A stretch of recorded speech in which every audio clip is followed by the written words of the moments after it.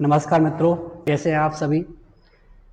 मैं नरेश साहू एक बार आपके समक्ष फिर से उपस्थित हुआ हूं।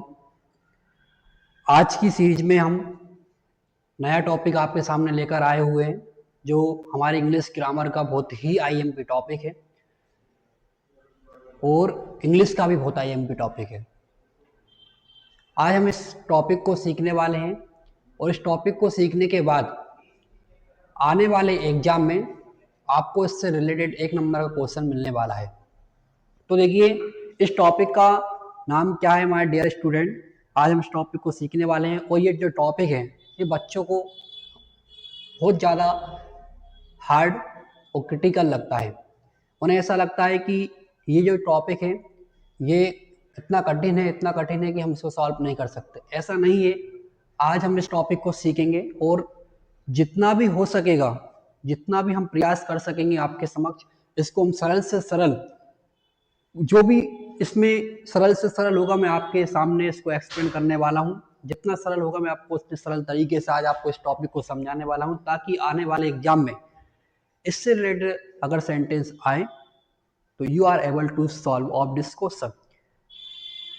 ओके, तो आप सभी लोग तैयार हैं। स्टार्ट करने से पहले मैं आपसे एक रिक्वेस्ट करना चाहता हूं, आप हमारे वीडियो को ज़्यादा से ज़्यादा शेयर कीजिए, लाइक कीजिए, सब्सक्राइब कीजिए।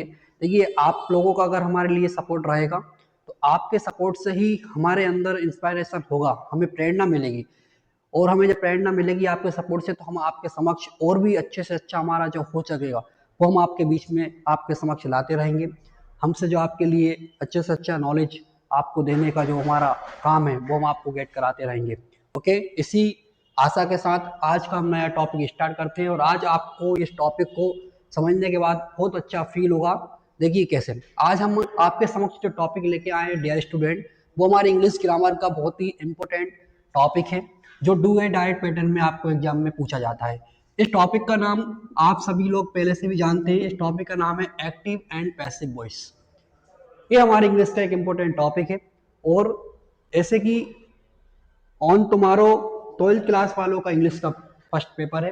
जब आप कल का पेपर देने जाएंगे तो आपको इससे रिलेटेड एक सेंटेंस मिलने वाला है। और देखिए, मैं कोशिश करूंगा कि आपको ये समझने आए और आप इसको सॉल्व कर सकें। तो देखिए, active and passive voice actually में होता क्या है इसका टॉपिक, इसको समझने से पहले हमने इसको सेपरेट सेपरेट कर लिया है। एक तरफ हमने देखिए एक्टिव वॉइस को लिखा है और एक साइड में हमने क्या लिख लिया है, पैसिव वॉइस लिख लिया है।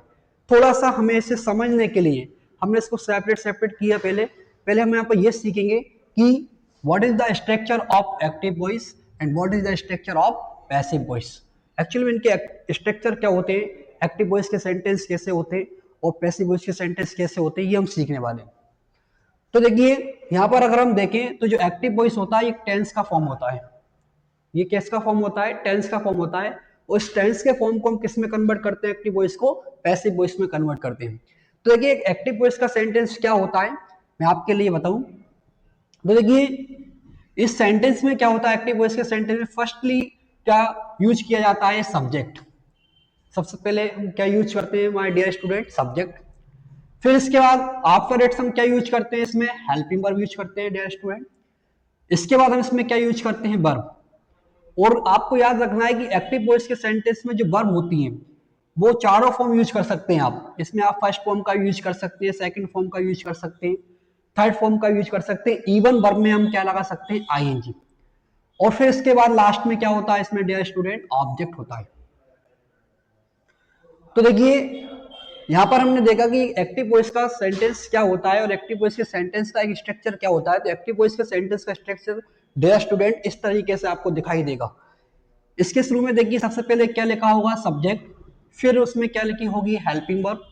आफ्टर इट्स उसमें क्या लिखा होगा, वर्ब। वर्ब के कोई सी फॉर्म आ सकते हैं उसमें, फर्स्ट फॉर्म से भी वो सेंटेंस हो सकता है, उस फॉर्म सेंटेंस में सेकंड फॉर्म का भी यूज हो सकता है, उस सेंटेंस में थर्ड फॉर्म का भी यूज हो सकता है। इवन वर्ब में क्या लगा हो सकता है, आईएनजी भी लगा सकता है। और लास्ट में इसमें क्या होता है, ऑब्जेक्ट होता है। इस तरीके का सेंटेंस अगर आपको कहीं पर लिखा ही देता है या हमारे इंग्लिश में लिखा होता है तो हम ये मानते हैं कि वो किस किस स्ट्रक्चर का सेंटेंस है, वो एक्टिव वॉइस स्ट्रक्चर का सेंटेंस है। वो सेंटेंस किसका है, एक्टिव वॉइस का सेंटेंस है।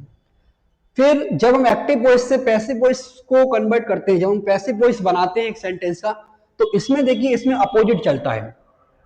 इसमें क्या चलता है? अपोजिट चलता है। इसमें देखिए हम सबसे पहले किसका यूज करते हैं?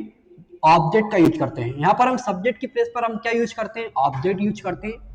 आफ्टर इट्स हम फिर क्या यूज करते हैं? हेल्पिंग वर्ब यूज करते हैं।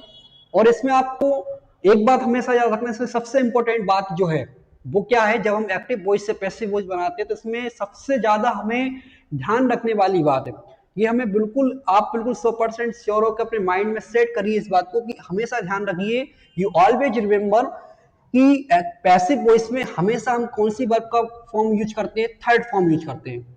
Only third form use. Verb का कौन सा फॉर्म यूज करेंगे आप? थर्ड फॉर्म यूज करेंगे। तो we will use the third form of passive voice. Passive voice में कौन सा फॉर्म यूज करते हैं? थर्ड फॉर्म यूज करते हैं, ये आपको ध्यान रखना है। इसके बाद इसमें डे स्टूडेंट क्या आता है? बाय आता है। इसमें हम प्रीपोजिशन का यूज करते हैं बाय। और इसके बाद लास्ट में इसमें क्या लिखा जाता है? सब्जेक्ट लिखा जाता है। तो एक बार देखिए मैं आपको क्या समझाने की कोशिश कर रहा हूँ, एक बार आप फिर से देखिए। मैं आपको बता रहा हूं कि एक ऐसा सेंटेंस जिसके शुरू में क्या हो? सब्जेक्ट, लास्ट में क्या हो? ऑब्जेक्ट, और वर्ब के चारों फॉर्म यूज हो सके, इस सेंटेंस को हम क्या बोलेंगे? एक्टिव वॉइस सेंटेंस बोलेंगे। और एक ऐसा सेंटेंस जिसके शुरू में क्या हो? ऑब्जेक्ट, लास्ट में क्या हो dear student? By plus subject. क्या हो? By plus subject. याद रखिए सब्जेक्ट अकेला नहीं होता है, सब्जेक्ट के साथ बाय होता है। By plus subject. और वर्ब का ओनली कौन सा फॉर्म यूज हो? Third form. Third form only use होता है इन पैसिव वॉइस में। तो आप समझ जाइए कि वो कौन सा सेंटेंस होता है? पैसिव वॉइस का सेंटेंस होता है। इसमें देखिए सीखने वाली क्या बात है, इसमें हमें सीखना क्या है वो देखिए। तो हमें इसमें यह सीखना है कि इसमें क्या होता है, अगर हम देखें कि जो सब्जेक्ट होता है, जो सब्जेक्ट होता है वो जो क्या होता है? ऑब्जेक्ट होता है। जब एक्टिव वॉइस को पैसिव वॉइस में कन्वर्ट करेंगे या एक्टिव वॉइस का हम पैसिव वॉइस बनाएंगे, इसको हम पैसिव वॉइस में चेंज करेंगे, तो उसमें क्या होता है? सब्जेक्ट और ऑब्जेक्ट अपने प्लेस को क्या करते हैं? रिप्लेस करते हैं। इन दोनों की प्लेस क्या हो जाती है? रिप्लेस हो जाती है। मतलब कैसे? देखिए डियर स्टूडेंट, ऐसे मान लीजिए ये सब्जेक्ट है और ये ऑब्जेक्ट है। ये क्या है? सब्जेक्ट है, ये ऑब्जेक्ट है। मान लीजिए एक सेंटेंस है हमारा एक्टिव वॉइस का, ये सेंटेंस के शुरू का ये क्या होगा? सब्जेक्ट होगा। इसका लास्ट में ये क्या होगा? ऑब्जेक्ट होगा। तो इसमें क्या होता है? जो सब्जेक्ट और ऑब्जेक्ट होते हैं वो ऐसे हो जाते हैं। कैसे हो जाते हैं? ऐसे हो जाते हैं। बोले तो बदल जाते हैं।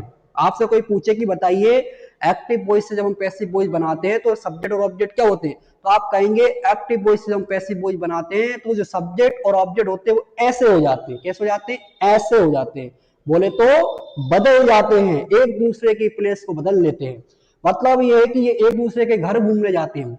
जो सब्जेक्ट होता है वो ऑब्जेक्ट के घर को विजिट करने जाता है और ऑब्जेक्ट जो होता है वो सब्जेक्ट के घर को विजिट करने आता है। एक दूसरे के घर को विजिट करने लगते हैं। ये इतने समझदार होते हैं ये कि सब्जेक्ट ऑब्जेक्ट के घर पर विजिट करने पहुंच जाता है और ऑब्जेक्ट सब्जेक्ट के घर पे विजिट करने पहुंच जाता है। आपको अगर कोई पूछे कि क्या होता है तो सब ऐसा होता है। जब एक्टिव वॉइस से पैसिव वॉइस बनाते हैं डियर स्टूडेंट, तो हम सब्जेक्ट को ऑब्जेक्ट के प्लेस पर लाते हैं और ऑब्जेक्ट को किसके प्लेस पर ले जाते हैं? सब्जेक्ट के प्लेस पर ले जाते हैं। तो बोले तो ये होगा हमारा सब्जेक्ट और ये होगा हमारा ऑब्जेक्ट। और सब्जेक्ट और ऑब्जेक्ट कैसे हो जाते हैं? ऐसे हो जाते हैं। कैसे हो जाते हैं? ऐसे। एक्शन करके देखेंगे, ऐसे हो जाते हैं। Okay, come to the topic. ये तो एक रही हमारी फनिंग वाली बात, समझाने के लिए मैंने आपको यूज कर लिया है।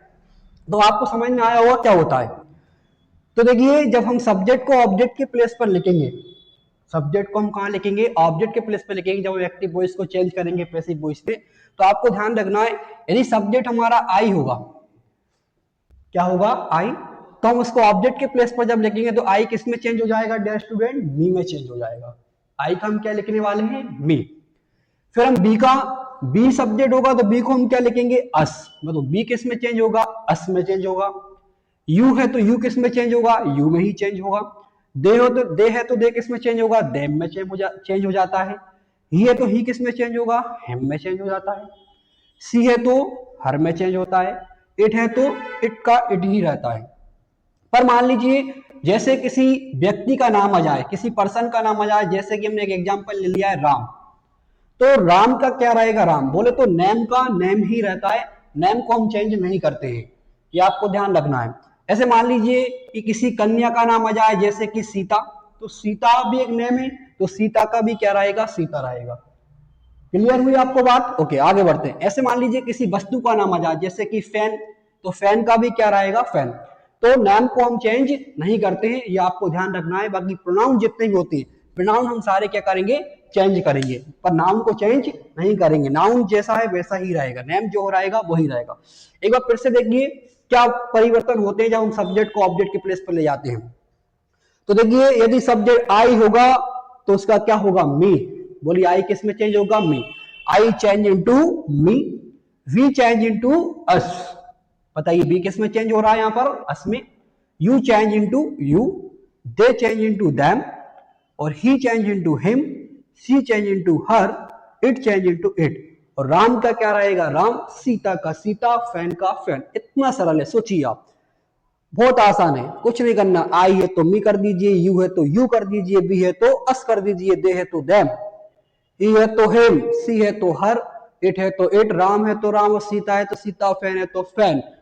कभी कभी क्या होगा, अब ऑब्जेक्ट भी सब्जेक्ट के प्लेस पे जाएगा। ऐसे सब्जेक्ट ने ऑब्जेक्ट ने कहा, ऐसा थोड़ी होगा कि तुम हमारे घर विजिट आए करने आए, हम भी आपके घर विजिट करने जाएंगे, हम भी आपका घर घूमेंगे। तो ऑब्जेक्ट भी चला जाता है घर घूमने के लिए, इक्वल। तो मान लीजिए अगर ऑब्जेक्ट भी होगा तो हम उसे सब्जेक्ट के प्लेस पे लिखेंगे तो क्या हो जाएगा, आई। अस होगा तो हम उसे सब्जेक्ट के प्लेस पे फिर से लिखेंगे तो क्या हो जाएगा, वी। यू को अगर हम दोबारा सब्जेक्ट के प्लेस पे लिखेंगे तो क्या रहेगा, यू ही रहेगा, ये आपको ध्यान रखना है। अगर मान लीजिए हम देम को सब्जेक्ट के प्लेस पे लिखेंगे तो क्या हो जाएगा, दे। हर को अगर सब्जेक्ट के प्लेस पे लिखेंगे तो क्या हो जाएगा, सी।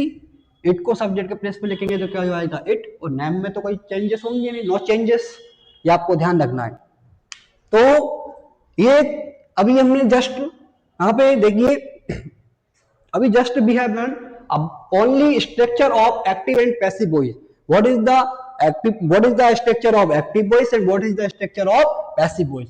या हम ये कह सकते हैं कि इसकी पहचान हमने देखी, एक्टिव वॉइस का सेंटेंस आप कैसे पहचानेंगे। तो एक एक्टिव वॉइस के सेंटेंस में डियर स्टूडेंट सबसे पहले क्या होता है, सब्जेक्ट, फिर हेल्पिंग वर्ब यूज होता है। इसमें वर्ब के चारों फॉर्म यूज हो सकते हैं, first form, second form, third form. Even verb में क्या लगा हो सकता है, आईएनजी भी लगा हो सकता है, राइट। वहीं पर हम देखें, जो हम पैसिव वॉइस जब हम बनाते हैं तो पैसिव वॉइस में अपोजिट चलता है। इसमें हम सबसे पहले क्या यूज करते हैं, ऑब्जेक्ट को लिखते हैं, फिर हम क्या लिखते हैं, हेल्पिंग वर्ब को लिखते हैं, और इसमें हम सिर्फ और सिर्फ वर्ब का थर्ड फॉर्म यूज करते हैं। Only third form use in the passive voice, केवल हम पैसिव वॉइस में थर्ड फॉर्म का यूज करते हैं। इसके बाद इसमें क्या लिखते हैं, बाय, और फिर हम लास्ट में फिर क्या लिखते हैं, सब्जेक्ट। यहाँ पर सब्जेक्ट बाजार में अकेला नहीं घूमता है, इसे अकेला डर लगता है घूमने, इसलिए ये बाय के साथ घूमता है, बाय को साथ लेके जाता है, बाय प्लस सब्जेक्ट, इसलिए हम इसे बोलेंगे बाय प्लस सब्जेक्ट।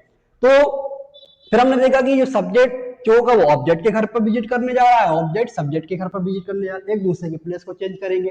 जब एक दूसरे के प्लेस को कैसे चेंज करेंगे, सब्जेक्ट और ऑब्जेक्ट ऐसे हो जाते हैं, कैसे हो जाते हैं, ऐसे। जब ऐसे होंगे तो आई का क्या होगा, मी, वी का क्या होगा, अस, यू का क्या होगा, यू, दे का क्या होगा, देम, ही का क्या होगा, हिम, सी का क्या होगा, हर, इट का क्या होगा, इट, और नेम बिल्कुल जैसे रहेंगे वैसे ही, इसमें कोई चेंजेस नहीं होगा।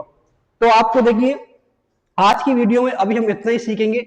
आपको सबसे पहले एक्टिव वॉइस और पैसिव वॉइस की ये सारे स्ट्रक्चर को समझना है कि हम एक एक्टिव वॉइस का सेंटेंस कैसे पहचानेंगे और फिर हम उसे पैसिव वॉइस सेंटेंस में कैसे कन्वर्ट करेंगे, ये हमें सीखना है। और सब्जेक्ट को हम कैसे रिप्लेस करेंगे तो कैसे चेंजेस होंगे। इसके बाद देखिए, अगर हम देखें तो पैसिव वॉइस रियल में अगर थोड़ा सा क्रिटिकल टॉपिक है हमारे इंग्लिश ग्रामर का, बच्चों को बड़ी मुश्किल से समझ में आता है, पर हम इसे कुछ सिंपल ट्रिक से सीखने की कोशिश करेंगे। नेक्स्ट वीडियो में हम ये सीखेंगे कि how to make passive voice या how to change sentence of active voice in passive voice, कि एक सेंटेंस एक्टिव वॉइस का सेंटेंस हम कैसे पैसिव वॉइस में चेंज करेंगे। ये हम कुछ रूल्स, कुछ कॉन्सेप्ट में आपको सिखाऊंगा, और जब मैं आपके सामने वो कॉन्सेप्ट लेके आऊंगा आप भी कहेंगे कि रियल में सर आपने हमें बहुत सरल तरीके से बताया है और हमें ये समझ में आया है। ओके, आज के लिए इतना ही। जय हिंद, धन्यवाद।